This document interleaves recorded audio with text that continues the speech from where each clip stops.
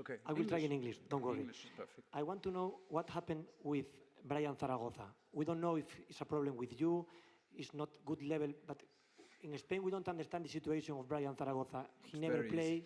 Very easy, very easy. It was a big step for Brian Zaragoza, very big step from with all the respect, where he played to come to a Champions League team. And in a difficult moment also, like I was fighting hard with my sporting director to convince him to come. Then very soon after, we had not so good results and we decided to part in summer. He does not speak the language.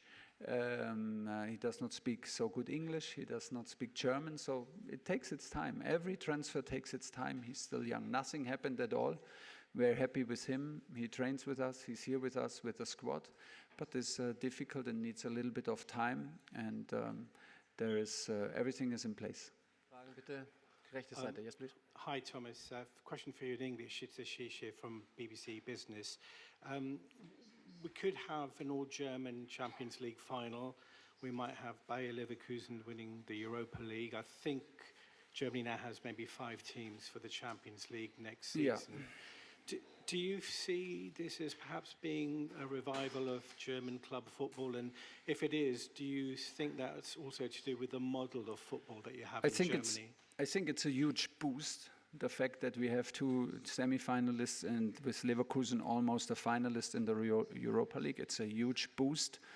But for me, it's also, yeah, it's a momentum. It is a tournament, so you also rely on a bit of luck in the draw. You rely on injury on a fit team. You rely on little decisions on the day when it's played, these kind of matches where it's like you go to the next round or you are out. So I would not jump into the biggest conclusions what this means, but it is without a doubt a huge boost and a big achievement so far for the German football. But it's not done yet. We have a semi-finalist today with Dortmund and tomorrow with us, and we want to take the next step. It's necessary to prove a point. Vorletzte Frage bitte, first row, yes. Hi Thomas, it's Andy Dunn from the Daily Mirror in England. You obviously knew all about Harry Kane before you worked with him. Yeah. You've now worked with him for almost a season. Is there anything that's actually surprised you about him, his qualities? How much cappuccino he drinks a day. It's ridiculous. How many? It was very surprising. All the time I would go to the kitchen, he's on the coffee machine and taking a cappuccino. It's obviously good. I start doing it because, I mean, the guy looks healthy and is in good shape. Is there anything, I mean, is he everything you expected and some more? Yeah, everything. Everything. I knew we get a big personality into our dressing room on top of everything what you can analyze. Goal scoring and movements and assisting and dealing with the pressure, you know it. But we knew we get a huge personality because he was captain of Tottenham and on top is still captain of the English national team. So actually, he brought everything to the table that we could possibly hope for, and he does until today. And tomorrow he needs to prove the point and deliver. Okay, last one on the left side. Yeah, please. Yeah, Arthur Quesada from TNT Sports Brazil. We saw Vinicius shining in the first leg. Unfortunately, yeah. Yes, unfortunate for you.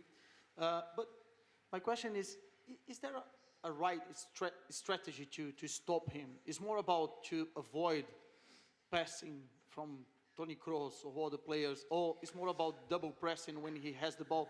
What is this strategy to stop him? Difficult, obviously. A lot of teams tried, and it's not always possible. So sometimes you have to also accept the quality in the passing, as you mentioned, quality in the delivery. It is, I could now sit here and say, yeah, we will stop all the deliveries tomorrow. It's simply not possible. You cannot stop all the deliveries because it's about short passes. Toni Kroos, Valverde, they can anyhow hit a pass over 60, 70 meters and deliver. Vinicius can get the ball into the foot and start dribbling. He can have the double movements and run. He can score from a penalty. So there's a big range of quality going on, and sometimes you have to admit it.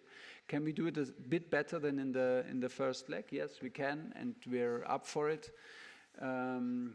But yeah, he can still hurt any team in the world, and I think a big part of it is accepting it. That not everything will be. It is possible that not everything will be perfect for us tomorrow, but it's still possible to overcome. It's still possible to overcome difficulties, to hang in, show the right mentality and quality to fulfill our dream. We want to go to Wembley, so we need to beat Real Madrid with Vinicius. Okay. Dankeschön. Okay. Thank you. See you tomorrow. Thanks. See you tomorrow.